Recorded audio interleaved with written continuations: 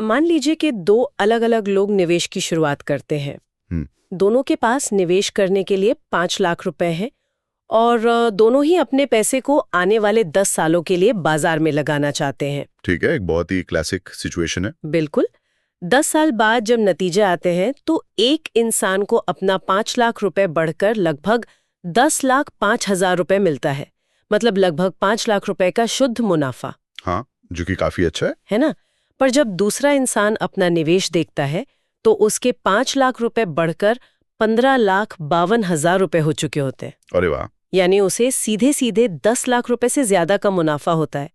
अब दोनों ने बराबर पैसा लगाया, बराबर समय के लिए लगाया, फिर भी एक को दुगना मुनाफा कैसे मिला? क्योंकि उनका निवेश करने का तरीका अलग था। एग्जैक्टली, सिर्फ इसलिए क्योंकि उन्होंने निवेश का रास्ता अलग चुना था।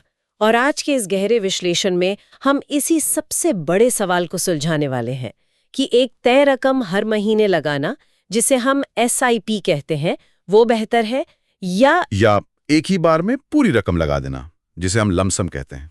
बिल्कुल। देखिए, ये एक ऐसा सवाल है जो हर उस इंसान को परेशान करता है जो आर्थिक रूप से आगे बढ़ना चाहता है। हाँ, खासकर जो लोग बिल्कुल शुरुआत कर रहे हैं। सही कहा।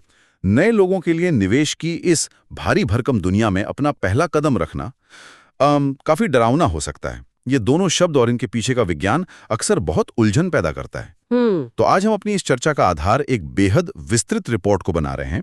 इसका शीर्षक है SIP versus lump sum investment, which is better, complete comparison 2026।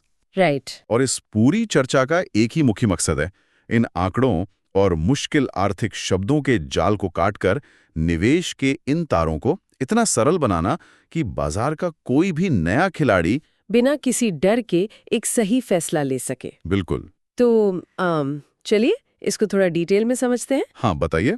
आंकड़ों और लंबे चौड़े चार्ट्स में उलझने से पहले ये समझना बहुत जरूरी है कि आखिर ये दोनों रणनीतियां जमीन पर काम कैसे करती हैं। बेसिक्स क्लियर होना सबसे जरूरी है। तो सबसे पहले बात करते हैं SIP की, यानी systematic investment plan. Systematic investment plan. हाँ, इस रणनीति में कोई भी एक तय रकम, जो कि 500 रुपए जितनी मामूली भी हो सकती है। हाँ, 500 रुपए भी, तो वो रकम हर महीने एक निश्चित तारीख को निवेश की जाती है। यह उन लोगों के लिए एक आदर्श तरीका माना जाता है जिन्हें हर महीने एक तय सैलरी मिलती है। सही बात है। और दूसरी तरफ आता है लमसम, यानी एक मुश्त निवेश। यह तरीका तब अपनाया जाता है जब किसी के हाथ अचानक एक बड़ी रकम लग जाए, जैसे ऑफिस से कोई बड़ा बोनस मिला हो। हाँ, या कोई पुरानी जमीन बेची हो और कोई वो पूरी रकम एक ही दिन में बाजार में डाल दे। अगर इसको एक आम जिंदगी के उदाहरण से समझें तो लमसम बिल्कुल वैसा है जैसे किसी गाड़ी में एक ही बार में टैंक फुल करवा लेना ताकि एक लंबी यात्रा पे निकला जा सके। बहुत बढ़िया उदाहरण है ये। और SIP ऐसा है जैसे हर महीने गाड़ी में थोड़ा थोड़ा पेट्रोल डलवाना, क्योंकि सफर सिर्फ शहर के अंदर और रोजाना का है। देखिए, ये जो पेट्रोल वाली उपमा है ना, ये दरअसल इन दोनों के सबसे बड़े अंतर को बहुत बखूबी बाहर लाती है। अच्छा? हाँ, और वो अंतर है मार्केट टाइमिंग, यानी बाजार के सही वक्त का अनुमान लगाना। वो कैसे? जब कोई गाड़ी का टैंक पूरी तरह फुल करवाता है तो दिमाग में एक बात जरूर आती है कि आज पेट्रोल का दाम क्या है। हाँ, बिल्कुल आती है। अगर कल दाम सस्ता था और आज महंगा हो गया है तो फुल टैंक करवाने में थोड़ा नुकसान महसूस होता है कि यार कल ही करवा लेते, बाजार ऊपर है या नीचे। हाँ, अगर किसी ने अपना पूरा पैसा उस दिन लगाया जब बाजार अपनी सबसे ऊंची चोटी पर था, तो शुरुआती नुकसान लगभग तय है, क्योंकि उसके बाद तो बाजार नीचे ही आएगा ना। बिल्कुल। लेकिन दूसरी तरफ SIP में क्या होता है, क्योंकि हर महीने थोड़ा थोड़ा पैसा लग रहा है, तो मार्केट के ऊपर जाने या नीचे आने का इतना गहरा असर नहीं होता। किसी को रोजाना खबरें देखकर ये अंदाजा लगाने की जरूरत नहीं पड़ती कि निवेश करने का सही समय कौन सा है। ठीक है, तो परिभाषा तो यहाँ पर पूरी तरह से साफ हो गई। हाँ। लेकिन इस समझ से एक बिल्कुल नया और तार्किक सवाल पैदा होता है।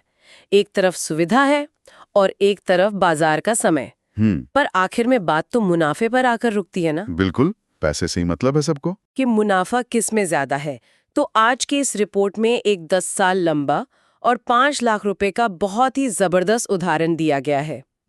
चलिए उस पर बात करते हैं। इस उदाहरण में 12% का एक अनुमानित रिटर्न माना गया है ताकि दोनों की बराबरी से तुलना की जा सके। और ये उदाहरण गणित के नजरिए से सच में आंखें खोलने वाला है। हाँ, अगर हम पहले एसआईपी वाले रास्ते को देखें तो इस उदाहरण में उस 5 लाख रुपए को 5 सालों में बांट दिया गया। मतलब हर महीने कुछ रकम। हाँ, इसका मतलब है कि हर महीने 8,333 रुपए का निवेश हुआ, लगातार 5 साल तक। ठीक है। जब 5 साल पूरे हो गए और पूरे 5 लाख रुपए बाजार में चले गए तो उस पैसे को अगले 5 सालों के लिए बिना छुए छोड़ दिया गया, ताकि निवेश को पूरे 10 साल का आधार मिल सके। बिल्कुल। 10 साल बाद जब उस फंड की कीमत देखी गई तो वो लगभग 10,05,000 रुपए हो चुकी थी। यानी सीधे शब्दों में कहें तो 5 लाख का निवेश और 5,05,000 रुपए का प्रॉफिट। सही। और वहीं पर उस दूसरे इंसान ने लमसम का रास्ता चुना। उसने उन पूरे 5 लाख रुपए को छोटे छोटे टुकड़ों में बांटने के बजाय पहले दिन पूरी रकम बाजार में डाल दी, एक ही बार में। हाँ, और 10 साल बीतने के बाद उसी 12% की रफ्तार से उसके निवेश की कुल कीमत थी लगभग 15,52,000 रुपए। बाप रे। यानी मुनाफे के रूप में 10,52,000 रुपए। अब यहाँ सच में एक हैरानी होती है मुझे। क्या? अगर लमसम निवेश 10 साल में करीब 5,47,000 रुपए ज्यादा कमाकर दे रहा है, जो कि सीधा 2 गुना है। हाँ, अगर इतना ज्यादा पैसा बन रहा है तो फिर एसआईपी की इतनी बात ही क्यों की जाती है? मतलब बाजार में हर जगह एसआईपी को ही क्यों इतना बढ़ावा दिया जाता है? क्या नए निवेशकों के लिए एसआईपी एक बुरा विचार है? देखिए, ये बहुत ही स्वाभाविक सवाल है जो इस गणित को देखने के बाद किसी के भी दिमाग में आएगा, है ना? लेकिन इस आंकड़े के पीछे जो असल कारण छिपा है वो निवेश की दुनिया का सबसे बड़ा नियम है। वो क्या है? लमसम की रणनीति इस उदाहरण में इसलिए नहीं जीती क्योंकि वो एक बेहतर रणनीति है। अच्छा। बल्कि इसलिए जीती क्योंकि उस पूरे 5 लाख रुपए को काम करने के लिए पूरे 10 साल का समय मिला। इस कॉन्सेप्ट को टाइम इन मार्केट यानी बाजार में बिताया गया समय कहा जाता है। ओह। पहले दिन से ही पूरे 5 लाख रुपए पर कंपाउंडिंग यानी चक्रवृद्धि ब्याज का जादू चलना शुरू हो गया था। अच्छा, इसका मतलब एसआईपी में पैसा क्योंकि धीरे धीरे गया तो जो किश्त पहले महीने गई उसे तो पूरे 10 साल का वक्त मिला बढ़ने के लिए। बिल्कुल। लेकिन जो किश्त आखिरी साल गई उसे तो बाजार में बढ़ने के लिए वक्त ही नहीं मिला, वो तो बस कुछ ही महीनों के लिए इन्वेस्ट हुई ना। आपने बिल्कुल सही नस पकड़ी है। एसआईपी में हर एक किश्त का समय अलग होता है। आखिरी किश्तों को कंपाउंडिंग का असर दिखाने के लिए लंबा समय नहीं मिल पाता। इसीलिए कागज पर वो लमसम से पीछे रह जाती है। हाँ, लेकिन, और यहाँ पर एक बहुत बड़ा लेकिन है। क्या? ये पूरी गणित, ये जो 5 लाख का अंतर हमने देखा, ये इस धारणा पर टिका है कि बाजार हर साल लगातार एक सीधी रेखा में 12% बढ़ता है, जो कि असल जिंदगी में कभी नहीं होता। बिल्कुल नहीं होता। बाजार कभी भी एक सीधी लकीर में ऊपर नहीं जाता, उसमें उतार होते हैं, चढ़ाव होते हैं, और कभी-कभी अचानक से भारी गिरावट भी आती है। सही कहा। और यही वो जगह है जहां कागजी गणित और असल बाजार की सच्चाई में जमीन आसमान का अंतर आ जाता है। बिल्कुल आ जाता है। अगर वो 12% की सीधी लकीर सिर्फ एक सपना है, तो असल बाजार की उथल-पुथल में ये दोनों रणनीतियां कैसा बर्ताव करती हैं? ये समझना बहुत जरूरी है। क्योंकि अगर आज किसी ने पहले दिन अपना सारा पैसा लगा दिया और कल ही बाजार औंधे मुंह गिर गया, तो वो तो बुरी तरह फंस जाएगा ना। हाँ, वो तो पैनिक कर जाएगा। तो इस रिपोर्ट ने इसके लिए कुछ निश्चित ऐतिहासिक उदाहरण सामने रखे हैं। हाँ, जब हम इस विश्लेषण को पिछले कुछ दशकों के अलग-अलग बाजार पर लगाते हैं तो तस्वीर पूरी तरह बदल जाती है। जैसे कि उदाहरण के लिए 2014 से लेकर 2017 का वक्त ले लीजिए। ठीक है। आर्थिक दुनिया में इसे बुल मार्केट या तेज बाजार कहा जाता था। इन 3 सालों में बाजार बिना ज्यादा रुके लगातार ऊपर भाग रहा था। जब ऐसी स्थिति होती है तो लमसम की रणनीति एसआईपी को बहुत पीछे छोड़ देती है। ओके। उस दौरान लमसम करने वालों को करीब 67% का मुनाफा मिला। 67%? हाँ, जबकि जिन लोगों ने धीरे धीरे एसआईपी की उन्हें सिर्फ 37% का मुनाफा हुआ। ओह, काफी बड़ा अंतर है। तो एक लगातार बढ़ते हुए बाजार में एसआईपी हमेशा पीछे रहेगी क्योंकि निवेशक अपने ही पैसे को पूरी तरह बढ़ने से रोक रहा होता है। लेकिन इस कहानी का दूसरा हिस्सा और भी ज्यादा मजेदार और ध्यान देने लायक है। बिल्कुल। जब तक सब कुछ अच्छा चल रहा है तब तक तो लमसम जीत रहा है। लेकिन 2008 के उस समय को याद कीजिए जब पूरी दुनिया में भारी आर्थिक मंदी आई थी। हाँ, वो बहुत ही बुरा दौर था। निफ्टी, जो बाजार की दिशा तय करता है, वो करीब 50% तक गिर गया था। उस आधी हो चुकी दुनिया में इन रणनीतियों का नतीजा कैसा था? यहाँ सबसे हैरान करने वाली बात सामने आती है। क्या? देखिए, एक आम इंसान की सोच कहती है कि बाजार गिरना हमेशा एक बुरी खबर होती है। बिल्कुल, लोग टीवी बंद कर देते हैं डर के मारे। हाँ, पर एसआईपी करने वालों के लिए बाजार का गिरना एक बहुत बड़ा आशीर्वाद बन सकता है। आशीर्वाद? बाजार गिरना? जी हाँ, जब 2008 में वो भारी गिरावट आई तो जिन लोगों की एसआईपी चल रही थी उन्हें आने वाले 3 सालों में 44% का भारी मुनाफा मिला। वेट, सच में 44%? हाँ, लेकिन जिन बेचारों ने ठीक मंदी से पहले अपना पूरा पैसा लंपसम के रूप में एकमुश्त लगा दिया था, उनका मुनाफा उसी अवधि में सिर्फ 16% रह गया था। ओहो, मतलब क्रैश में एसआईपी ने बाजी मार ली। बिल्कुल।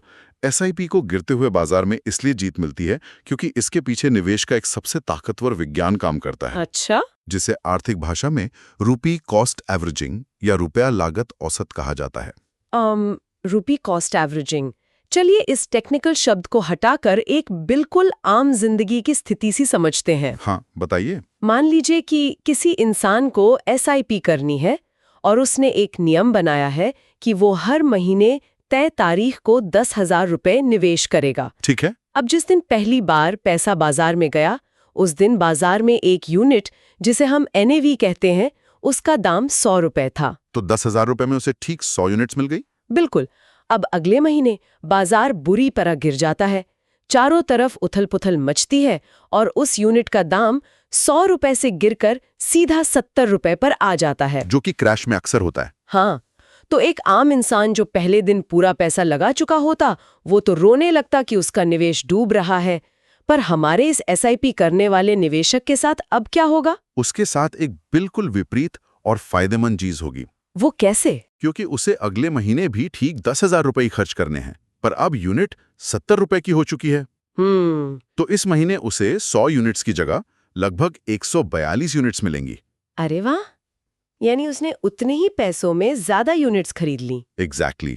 अब सोचकर देखिए, बाजार हमेशा गिरावा तो नहीं रहता ना। हाँ, कभी तो ऊपर आएगा। जब साल 2 साल बाद वापस आर्थिक स्थिति ठीक होगी और वो यूनिट वापस अपने 100 रुपए या 120 रुपए के पुराने दाम पर आएगी, अच्छा? तो वो जो 42 अतिरिक्त यूनिट्स उसने सस्ते में जमा की थी, वो सबसे ज्यादा मुनाफा देंगी। तो मतलब गिरते बाजार में एसआईपी उसी पैसे से ज्यादा हिस्से खरीदती जाती है। बिल्कुल। यही वजह है कि गिरते बाजार में एसआईपी खिल उठती है, जबकि लमसम निवेशक रातों की नींद गंवा बैठता है। इस विश्लेषण से एक बात तो पूरी तरह तय हो गई कि बढ़ते हुए बाजार में लमसम आगे भागता है और गिरते संभलते बाजार में एसआईपी अपना जादू दिखाती है। पर आज हम 2026 में खड़े हैं। अगर कोई आम निवेशक इन दोनों आंकड़ों को देखकर उलझ जाए, तो उसका अंतिम जवाब क्या है? इसका जवाब लंबे डेटा में मिलता है। हाँ, क्योंकि रिपोर्ट ने 2004 से लेकर 2024 यानी पूरे 20 सालों का एक लंबा डेटा निकालकर इस बहस को पूरी तरह सुलझाने की कोशिश की है। और ये डेटा सच में दिमाग को हिला देने वाला है। क्या निकला उसमें? इन 20 सालों के लंबे अरसे में लगभग 240 अलग-अलग शुरुआती महीनों की छानबीन की गई। ओके। ये परीक्षण करने के लिए कि हर नए महीने अगर निवेश शुरू होता तो कौन जीतता। नतीजा ये निकला कि 68% मामलों में लमसम रणनीति ने एसआईपी को पीछे छोड़ दिया। 68%? हाँ, 20 सालों का औसत निकालने पर लमसम का मुनाफा 13.2% रहा, जबकि एसआईपी का 12.1% था। एक मिनट। जी, इससे एक बहुत जरूरी और शायद थोड़ा चुभने वाला सवाल खड़ा होता है। पूछिए। अगर 2 दशकों का ऐतिहासिक आंकड़ा चीख कर कह रहा है कि 68% बार लमसम ही जीतता है और औसत मुनाफा भी लमसम का ही ज्यादा है, तो फिर आखिर क्यों आर्थिक दुनिया में हर जगह एसआईपी की बांसुरी बजाई जाती है? ये बहुत ही गहरा सवाल है। क्या ये म्यूचुअल फंड कंपनियों की तरफ से चालू किया गया कोई मार्केटिंग गिमिक है? नए निवेशकों को वही रास्ता क्यों दिखाया जाता है जो आंकड़ों में पीछे है? देखिए, ये सवाल दिमाग में आना बहुत लाजमी है, पर इसका जवाब किसी मार्केटिंग हथकंडे में नहीं छिपा है। तो फिर कहाँ है? ये इंसान के दिमाग की बनावट में छिपा है। मतलब साइकोलॉजी? बिल्कुल। निवेश सिर्फ गणित और आंकड़ों का खेल नहीं है, ये पूरी तरह से मनोविज्ञान और भावनाओं पर टिका है। जिन 68% मामलों में लमसम जीता, वहां एक्सेल शीट की गणित तो जीत गई, लेकिन उस निवेशक की मानसिक शांति और डर का क्या? वो कैसे? इसको एक नए उदाहरण से समझते हैं। मान लीजिए ठंड का मौसम है और एक स्विमिंग पूल में बहुत ठंडा पानी भरा है। ठीक है। लमसम निवेश करना ऐसा है जैसे बिना सोचे समझे सीधे उस बर्फ जैसे ठंडे पूल में छलांग लगा देना। उफ। उस 20 साल के डेटा में एक ऐसी अवधि भी आई थी जब बाजार में 52% की गिरावट आई थी। 52%? यानी पैसा सीधा आधा? हाँ, अब सोचिए, किसी ने जिंदगी भर की कमाई से 10 लाख रुपए इकट्ठे किए और पहले दिन लमसम लगा दिए। ठीक है। अगले महीने उसकी कीमत बस 4,80,000 रह गई। कोई भी इंसान तो हार्ट अटैक से मर जाएगा। एग्जैक्टली। इंसानी दिमाग ऐसी चोट बर्दाश्त नहीं कर पाता। वो घबराहट में अपने बचे हुए पैसे को बचाने के डर से अपना निवेश नुकसान में ही निकाल लेगा। ओह, तो मुद्दा ये नहीं है कि कौन ज्यादा मुनाफा कमाएगा। तो क्या है? मुद्दा ये है कि कितने लोग उस मुनाफे तक पहुंचने के सफर में बाजार में टिके रह पाएंगे।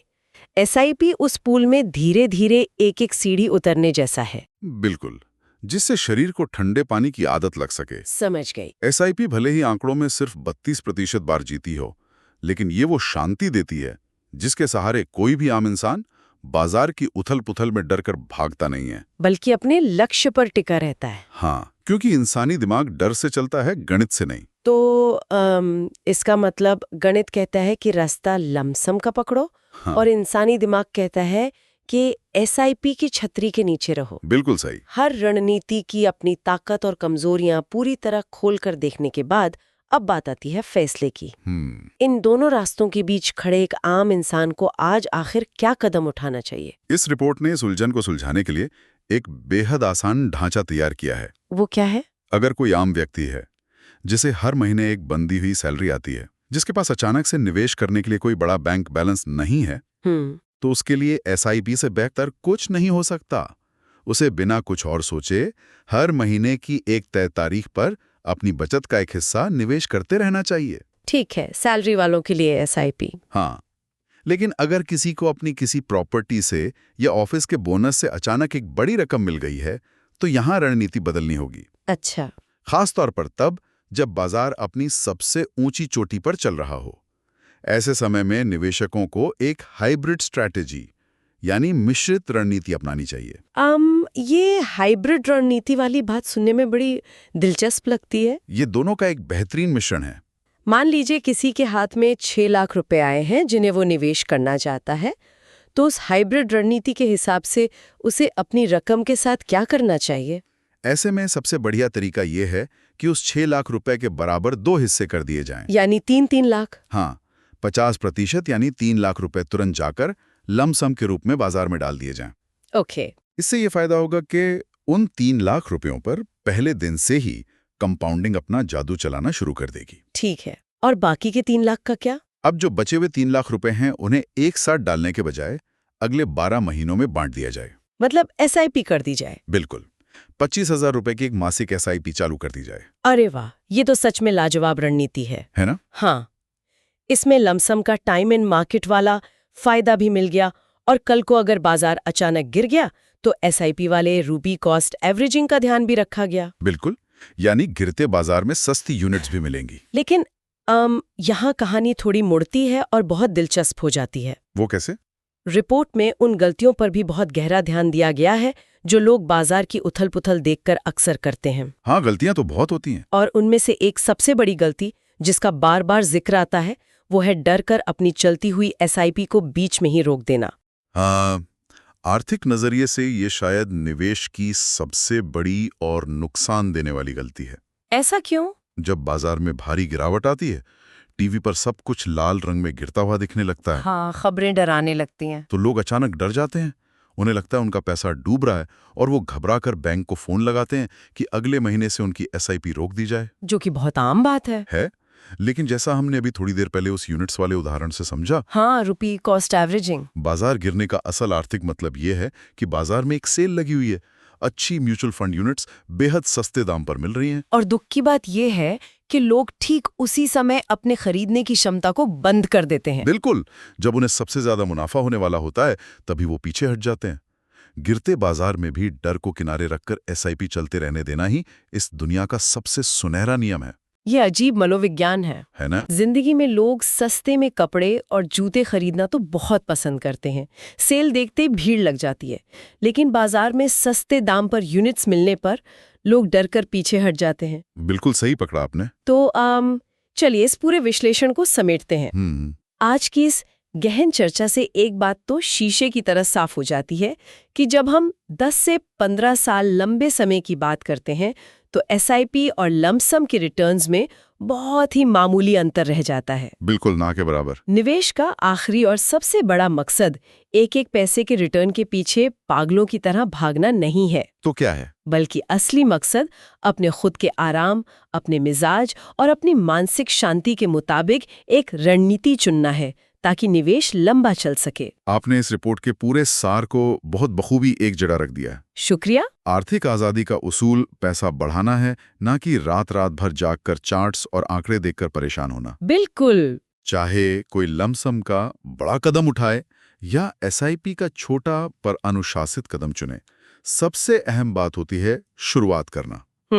एक बार बाजार में उतरकर अनुशासन बन जाए तो लगातार बिताया गया समय अपना असर जरूर दिखाता है। एकदम सही बात।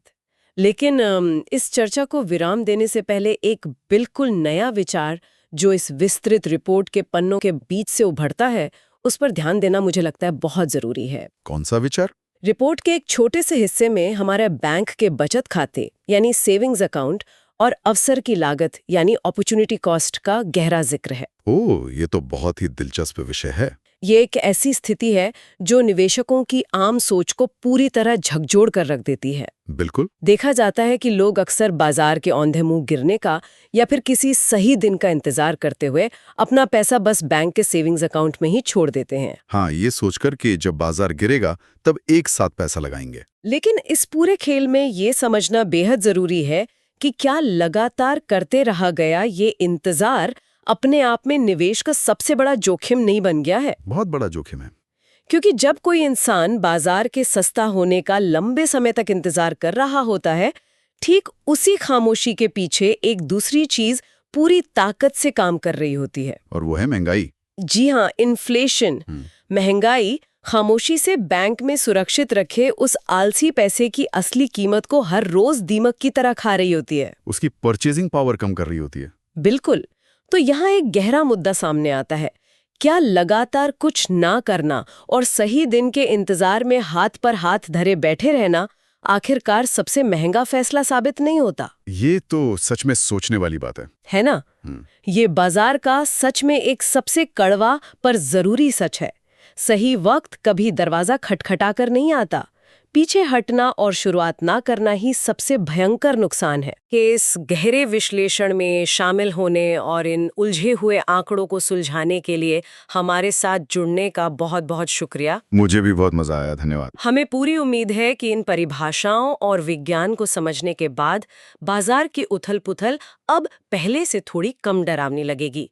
आगे भी किसी नए आर्थिक मुद्दे पर ऐसी ही रोचक चर्चा के साथ फिर मुलाकात होगी।